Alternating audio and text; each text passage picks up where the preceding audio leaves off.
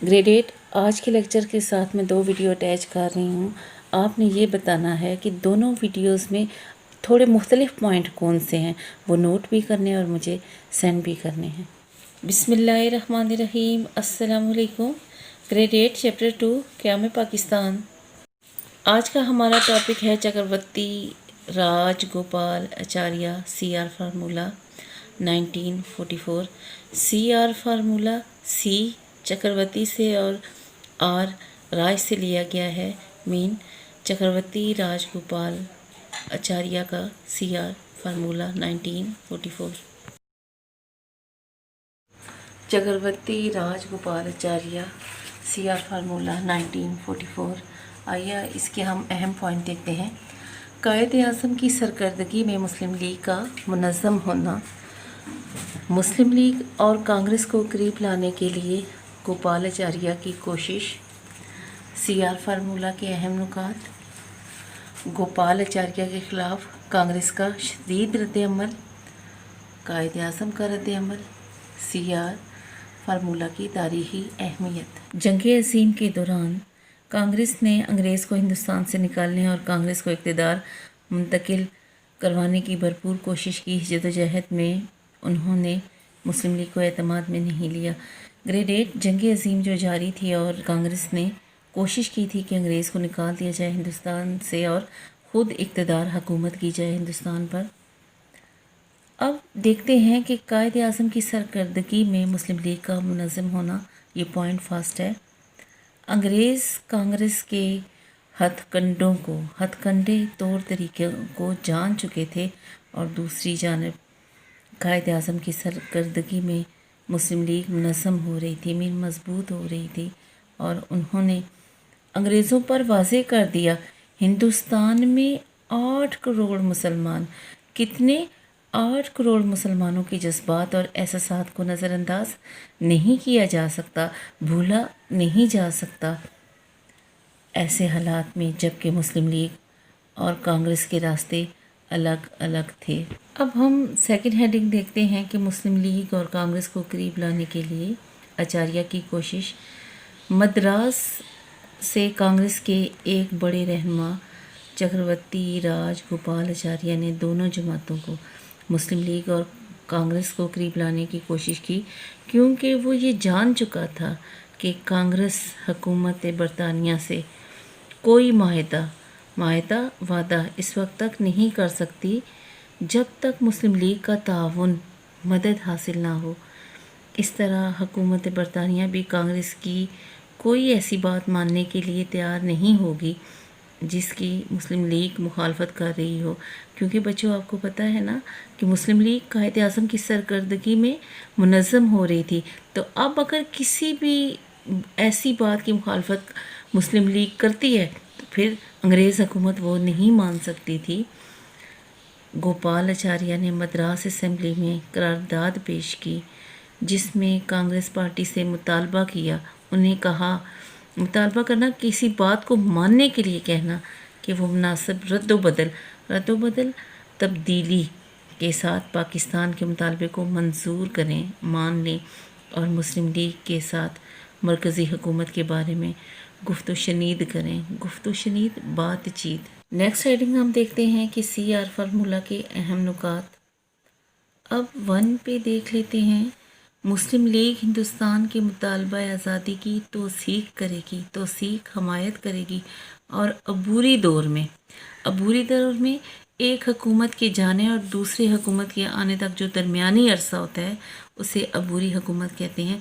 एक आर्जी वक्ती हुकूमत के क़याम के सिलसिले में कांग्रेस से ताउन करेगी। सेकंड पॉइंट हम देखते हैं, जंग के बाद एक कमीशन हिंदुस्तान के शुमाल मगरिब और शुमाल मशरिक़ में मुसलमान अक्सरियत वाले अज़ला का तयन करेगा। ऐसे इलाक़ों में इस्तिस्वाब राय के ज़रिए हिंदुस्तान से अलहदा होने का फ़ैसला होगा। अगर अक्सरियत अलहदगी का फ़ैसला करे तो इसको बिला तहस्सुब बग़ैर किसी तंग नज़री के, बग़ैर किसी हसद के, बग़ैर किसी जलन के नाफिज किया जाएगा। मान लिया जाएगा कि हाँ ये मुसलमानों के इलाके हैं, इन्हें अलग कर दो। अब यहाँ पे सेकंड पॉइंट में ये कहा, किसने, आचार्य ने कहा कि जंग जब ख़त्म हो जाए तो एक कमीशन कायम किया जाए। कमीशन में चंद लोगों का बाकायदा कमेटी बनाई जाती है, तो वो क्या करेगी, शुमाल मगरिब और शुमाल मशरिक़ में जहाँ पे मुसलमानों की तादाद ज़्यादा है उन ज़िलों का तयन करेगी। और फिर क्या होगा, ऐसे इलाकों में इस्तिस्वाब राय मीन के एक पेज और उसके ऊपर लिखा हुआ हो क्या पाकिस्तान के हक़ में हैं, उसके ऊपर 2 जवाब होंगे, हाँ या नहीं। अगर हाँ पे जवाब लगाते हैं मुसलमान तो हाँ वो हक़ में है। और फिर क्या होगा, इस तरीके से अगर अक्सरियत हाँ में कहती है पाकिस्तान बनने के हक़ में है, तो फिर क्या है, इस बात को, इस फैसले को मान लिया जाएगा। अब थर्ड पॉइंट हम देखते हैं कि अलहदगी की सूरत में, किसकी अलहदगी की सूरत में, पाकिस्तान बन जाने की सूरत में दिफा मीन अफवाज से मुतालिक और जो फ़ौजी साज़ो-सामान है उससे मुतालिक तिजारत, मवासलात और दीगर ज़रूरी अमूर अमर की जमा है जिसका मतलब है काम, के बारे में एक बाहिमी मुआहदा तय किया जाएगा। बाहिमी मुआहदा किसके दरमियान, इंडिया और पाकिस्तान के दरमियान जो है एक मुआहदा किया जाएगा, किससे मुतालिक, दिफा, तिजारत और मवासलात के मुतालिक। नेक्स्ट हेडिंग हम देखते हैं, गोपाल आचार्य के ख़िलाफ़ कांग्रेस का शदीद रद्द-ए-अमल। गोपाल आचार्य की इन तजावीज़ पर कांग्रेस ने शदीद रद्द-ए-अमल का इजहार किया और ऑल इंडिया कांग्रेस कमेटी ने कसरत राय से इसको मुस्तरद कर दिया और आचार्य पर ज़ाती हमले किए गए। अब क्या किया, जब आचार्य ने कहा कि हाँ आप लोग रद्द-ओ-बदल करके मान लो पाकिस्तान बनना चाहिए, तो फिर कांग्रेस ने शदीद किस्म का गुस्सा दिखाया और आचार्य के इन 3 नुकात को रद्द कर दिया और आचार्य से कहा तुम तो मुसलमानों का साथ दे रहे हो, तुम कैसे हिंदू हो, तुम अपनी क्या कहते हैं धरती माता को तकसीम करना चाहते हो। उन्होंने इस रवैये पर शदीद एहतजाज किया और कांग्रेस और असम्बली से मुस्तफ़ी हो गए। किसने शदीद एहतजाज किया, आचार्य ने, कि भाई ये क्या बात हुई, मैं तो हक़ में बात कर रहा हूँ कि ये काम तो होगा, पाकिस्तान तो बनेगा, तो क्यों ना अभी इस बात को मान लिया जाए। तो फिर उन्होंने भी शदीद एहतजाज किया, गुस्से में आकर क्या किया, कांग्रेस से भी इस्तीफ़ा दे दिया, कांग्रेस को भी छोड़ दिया और मद्रास असम्बली से भी फारिग हो गए, मीन इस्तीफ़ा दे दिया वहाँ भी। अब यहाँ पे देखते हैं नेक्स्ट हेडिंग, कायद-ए-आज़म का रद्द-ए-अमल। दूसरी जानब कायद-ए-आज़म ने इस फार्मूला की कई खामियों की तरफ इशारा किया और इबहाम का मतलब होता है बच्चे शक व शुबा की निशानदेही की और दरियाफ्त किया कि अगर आचार्य पाकिस्तान को तस्लीम करने पर तैयार है तो करारदाद लाहौर को क्यों नहीं तस्लीम करते। देखिए ना बच्चे कितना अहम पॉइंट है कि करारदाद लाहौर को तो नहीं तस्लीम किया जा रहा कि जिसमें पाकिस्तान बनाने के लिए मंजूरी दी गई थी और करारदाद लाहौर को करारदाद पाकिस्तान का नाम दिया गया था। आचार्य इसको नहीं मान रहे लेकिन ये मान रहे हैं कि पाकिस्तान बनना चाहिए। इसमें क्या साजिश है। नेक्स्ट हेडिंग हम देखते हैं CR फार्मूला की तारीख़ी अहमियत। CR फार्मूला अपनी तमाम तर खामियों के बावजूद, खामियों नकाइस नुक्स के बावजूद तारीख़ में इसलिए अहमियत रखता है कि पहली बार किसी कांग्रेसी लीडर की तरफ से हिंदुस्तान की तकसीम के मुतालबे को असूली तौर पर तस्लीम किया गया कि एक असूल के तहत जो है वो मुसलमानों के इस मुतालबा पाकिस्तान को माना गया। आज का जो हमारा टॉपिक है वो है Chakravarti Rajagopalachari CR formula. बहुत इंपॉर्टेंट फार्मूला है, 1944 के अंदर ये पेश किया गया और ये इसे हिस्ट्री के अंदर या हिस्ट्री ऑफ पाकिस्तान के अंदर जो है वो बहुत ज़्यादा अहमियत हासिल है। क्यों हासिल है वो तो हम आगे चल के देखेंगे। सबसे पहले हम बात करते हैं इसके बैकग्राउंड की। तो अगर इसके बैकग्राउंड की हवाले से बात करें तो हम ये देखेंगे कि इसका जो बैकग्राउंड है, राजगोपाल आचार्य फार्मूले का जो बैकग्राउंड है, ये उस टाइम पे क्योंकि 1942 के अंदर क्रिप्स मिशन आया जो कि वर्ल्ड वॉर सेकेंड में हिंदुस्तानियों की सपोर्ट चाह रहा था। तो उस टाइम पे जो हिंदुस्तानी थे इन्होंने सपोर्ट करने से इनकार कर दिया क्योंकि उनकी जो तजावीज़ थी क्रिप्स मिशन की ना ही वो मुस्लिम लीग को पसंद आई और ना ही वो जो है कांग्रेस को पसंद आई। इस वजह से वो रद्द हो गया। तो हालात ऐसे थे कि मुसलमान जो है वो कांग्रेस का साथ नहीं दे रहे थे। इसके अलावा जो कांग्रेस थी वो ये चाह रही थी कि इस टाइम पे वर्ल्ड वॉर सेकेंड का जो टाइम चल रहा है ये बेस्ट टाइम है अंग्रेज़ों को सबक सिखाने के लिए या फिर इस बात पे प्रेशराइज करने के लिए कि भाई आप हिंदुस्तान छोड़ दें। इसी वजह से क्विट इंडिया मूवमेंट भी चलाई गई जो कि नाकाम हुई। तो इसी तरह से ये एक राजगोपाल आचार्य जो थे इनका ताल्लुक जो जो था वो मद्रास से था और इनका ताल्लुक जो है वैसे कांग्रेस से था। तो ये जानते थे कि हिंदुस्तान के अंदर कोई भी ऐसा लाए अमल जो कि मुस्लिम लीग एक्सेप्ट नहीं करेंगी वो काबिल कबूल नहीं होगा। वो उसी सूरत में एक्सेप्टेबल हो सकता है या लॉन्ग टर्म के लिए फ़ायदा दे सकता है जबकि मुस्लिम लीग भी शामिल हो। इस वजह से मुस्लिम लीग को इसमें शामिल करने के लिए इन्होंने जो है कुछ तजावीज़ पेश की और कि भाई अगर हम चाहते हैं कि जो ब्रिटिश गवर्नमेंट है वो हिंदुस्तान से चली जाए तो उसके लिए ये बहुत ज़रूरी है कि मुस्लिम लीग हमारे साथ हो। तो उस पर हम मुस्लिम लीग के 2-3 मुतालबात मान भी लें तो कोई मुज़ायका नहीं इसमें। तो उन्होंने जो अपना फार्मूला पेश किया, जो 2 से 3 पॉइंट्स पेश किए, अगर हम उनका थोड़ा सा जायज़ा लें तो उनमें जो सबसे पहला पॉइंट था वो ये था कि मुस्लिम लीग जो है वो हिंदुस्तान का जो इंडिपेंडेंस का जो एक मुतालबा है उसको मानेगी, उसकी हामी भरेगी। मुस्लिम कांग्रेस के साथ मिलकर जो है ये गोरों को ये बात कहेगी कि आप यहाँ से वापस चले जाएँ और अभी जो आर्जी गवर्नमेंट बनेगी या इंटरिम गवर्नमेंट बनेगी उसका हिस्सा भी जो है वो मुस्लिम लीग होगी और कांग्रेस की हेल्प भी करेगी उसके अंदर। दूसरा पॉइंट ये था कि कमीशन बनाया जाएगा इस जंग के बाद, ठीक है, जो कमीशन ये तय करेगा कि शुमाल मगरिब और शुमाल मशरिक में मुसलमान अक्सरियत वाले जो अज़ला हैं उनका तयन किया जाए और ऐसे इलाके जो हैं उनसे रेफरेंडम के थ्रू जो है पूछा जाए कि वो हिंदुस्तान से अलहदा तो नहीं होना चाहते, अगर वो चाहेंगे अलहदा होना चाहेंगे तो उन्हें अलग कर दिया जाएगा। और तीसरा इसमें ये कहा गया कि अलहदगी की जो सूरत होगी उसमें दिफा, तिजारत जो होगा या टेलीकम्युनिकेशन जो होगी या दीगर उमूर जो होंगे उनमें हम मिल बैठ के तय कर लेंगे। तो इस पे ये तजावीज़ तो गो के मुस्लिम लीग को भी इतनी पसंद नहीं आई, इसलिए कायद-ए-आज़म ने इनको रद्द कर दिया। लेकिन इसके बावजूद ये हुआ कि राजगोपाल आचार्य के ऊपर कांग्रेस ही की तरफ से जो है वो इंटरनली जो है बहुत ज़्यादा प्रेशर आया। इवन कि उनकी जो पर्सनल लाइफ थी उसके ऊपर बहुत सी बातें की गई, बहुत ज़्यादा उन्हें तनकीद का निशाना बनाया गया, जिसके नतीजे में उन्होंने जो है वो एहतजाज किया और कांग्रेस और असम्बली दोनों से ही उन्होंने रिज़ाइन कर दिया। लेकिन गो के इस फार्मूले को हिंदुस्तान की तारीख के अंदर एक बहुत ज़्यादा अहमियत हासिल है और इसकी इंपॉर्टेंस की जो वजह है वो ये है कि हिंदुस्तान के अंदर पहली बार किसी हिंदू ने मुसलमानों के हक में बात की थी और ये माना था कि वाकई में मुसलमान जो हैं वो एक सेपरेट नेशन है, इसलिए इसको बहुत ज़्यादा अहम माना जाता है हिंदुस्तान की हिस्ट्री के अंदर। हम जो है वो क्विकली रिव्यू लेंगे सीआर फार्मूले का 1944 पाकिस्तान स्टडीज़ की हमारी सीरीज़ का नेक्स्ट टॉपिक।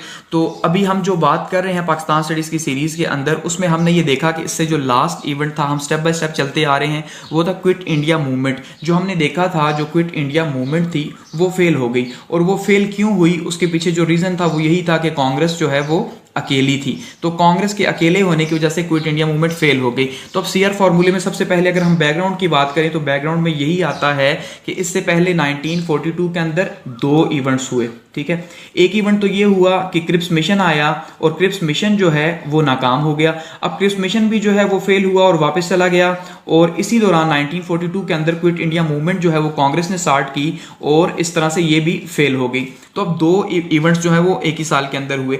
अब क्विट इंडिया मूवमेंट के फेलियर की जब कॉजेस अगर हम देखते हैं तो उसमें कांग्रेस के कुछ लीडरान को इस बात की समझ आ गई कि भाई कांग्रेस तब तक कामयाब नहीं हो सकती अंग्रेजों को हिंदुस्तान से निकालने के लिए जब तक जो है वो मुस्लिम लीग या मुसलमान जो हैं इसके साथ शामिल नहीं होंगे, ठीक है। सबसे इंपॉर्टेंट चीज़ ये समझ आई। तो अब बैकग्राउंड में इस टाइम पे फिलहाल अभी भी जो है वो वर्ल्ड वॉर सेकेंड जो है वो चल रही है। ये हमारा चौथा इवेंट है पाकिस्तान की हिस्ट्री का जिसमें हम ये देख रहे हैं कि फिलहाल वर्ल्ड वॉर सेकेंड जो 1932 में स्टार्ट हुई उसके दौरान के ये इंपॉर्टेंट इवेंट्स जारी हैं। तो वर्ल्ड वॉर सेकेंड अभी चल रही है और तकरीबन अपने इख्तिताम की तरफ जा रही है 1944 के अंदर। और ऐसे में अब क्या होता है कि एक मेंबर जो हैं कांग्रेस के मेंबर इस बात को रियलाइज कर लेते हैं, राजगोपाल आचार्य। अब ये जो चक्रवर्ती राजगोपाल आचार्य साहब हैं इनका ताल्लुक था मद्रास से, ठीक है जी। ये मद्रास असेंबली के जो है वो रुकन थे।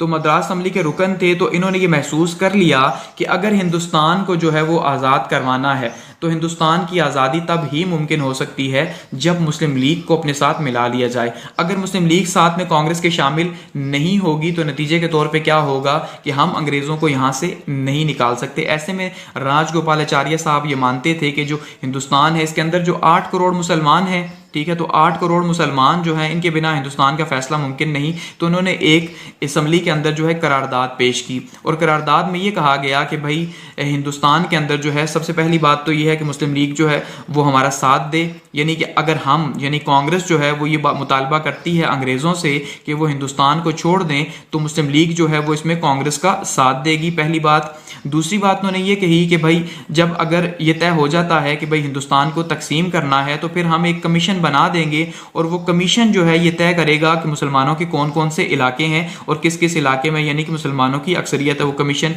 ये तय करेगा, ठीक है। और इस तरह अगर तकसीम हो जाती है तो जो दिफा है या जो टेली कम्युनिकेशन है, मौसलात है या ट्रेड वगैरह है, तो इनको किस तरह से हमने जो है वो तकसीम करना है, ये एक फार्मूला हम तय कर लेंगे। तो ये 3-4 बातें जो है वो कहेंगी इस रेजोल्यूशन के अंदर, जो कि राजगोपाल आचार्य साहब ने मद्रास असेंबली के अंदर पेश की। अब ये इन्होंने पर्सनली जो है वो पेश की, तो अब इसका नतीजा जो है वो बहुत बुरा हुआ। बहुत बुरा इनके लिए हुआ कि एक तो इसलिए क्योंकि इनके ऊपर जाती हमले जो है वो स्टार्ट हो गए कांग्रेस की तरफ से।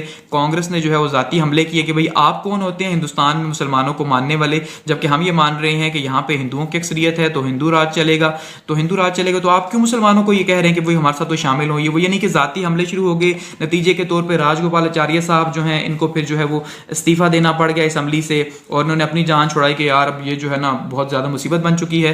तो नतीजे के तौर पे CR फार्मूला जो है ये भी हो गया फेल। अब फेल क्या होना था, लेकिन इसके कुछ असरात बहुत अच्छे निकले।